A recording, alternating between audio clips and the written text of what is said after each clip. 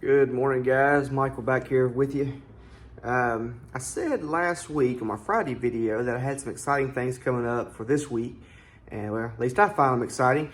I had mentioned back in the summer that I was freezing some cherry tomatoes and I was going to dehydrate them. Well, I've not had a dehydrator, but I found one this past weekend on sale, and at Bass Pro Shops. Let me show you what I bought. I found this Cabelas Deluxe 10 tray dial dehydrator on sale at Bass Pro Shops, and I'm really excited to get this thing out of the box and set up in here. And then I'm gonna get some of the cherry tomatoes out of the freezer, and I'm gonna slice them in half and put them in here.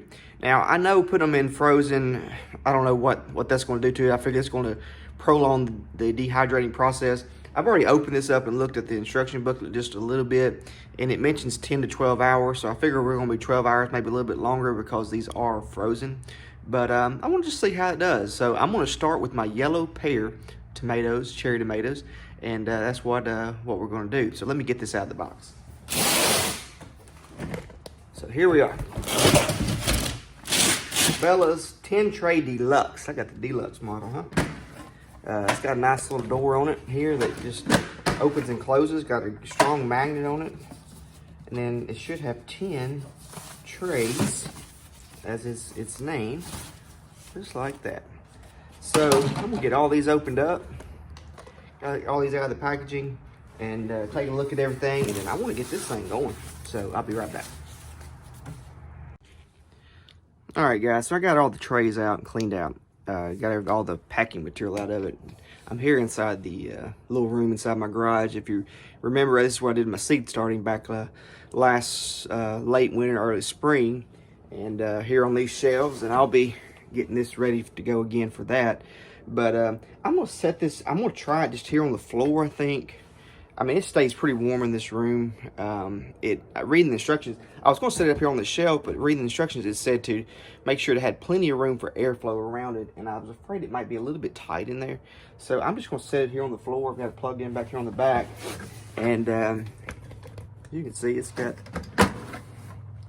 a little drippings tray down here in the bottom, I guess, in case you have anything drip out. But I've got that down in here in the bottom, and then the 10 trays go up in here. So what I'm gonna do is I'm gonna go out here and get a knife, and I'm gonna slice those yellow pear tomatoes in half, put them on the trays, and then set them in here. I'll be right back. All right, guys, I'm back out here in the garage, and I just got my bag of yellow pear tomatoes out of the freezer. I mean, these things look really good. See, very little issue with them. Maybe a little frost bite on them, but not too much freezer burn, but not too bad. So what I'm going to do is I'm just going to start slicing these in half and putting them on the tray.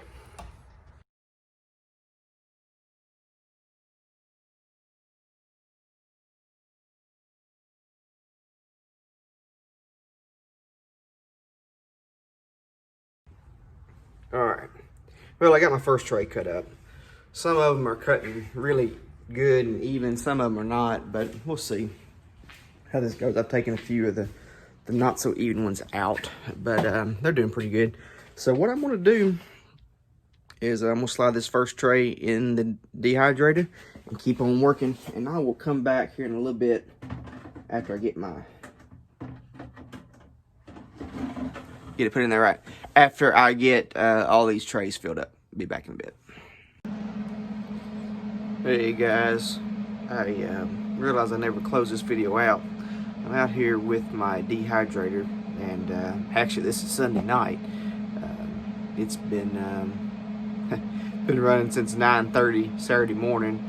I did harvest pull out most of my tomatoes this evening. I don't have those out here with me right now, but I'll do another follow-up video on all this process. But I'm just talking a little bit about what I've done. I let this thing run on 140 till late last night. It ran for about 12 hours on 140, and the tomatoes are getting really close, but they just weren't quite there, even the smaller ones. And so I let it run. I turned the temperature down to about 110 overnight, maybe a little bit lower than that, about 110 probably, and then let it run on that overnight. checked them this morning. They were really close, so I went ahead and pulled out quite a few of them, but had just a few more that were still real soft. So I left those in there, and then this afternoon after church and everything, I turned it back up to 140 and letting it finish out. So I'm gonna go ahead and check these. I'm most likely gonna pull them out and put them in a bag.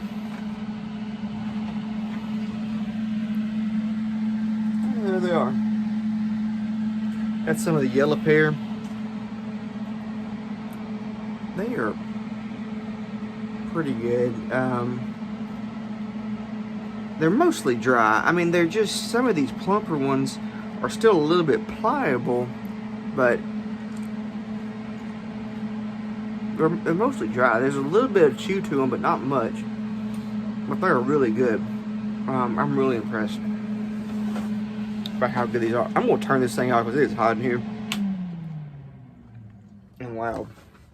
Not loud, but it is a little bit noisy. Mainly hot.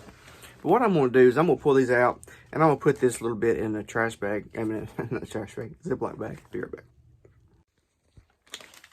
All right, guys.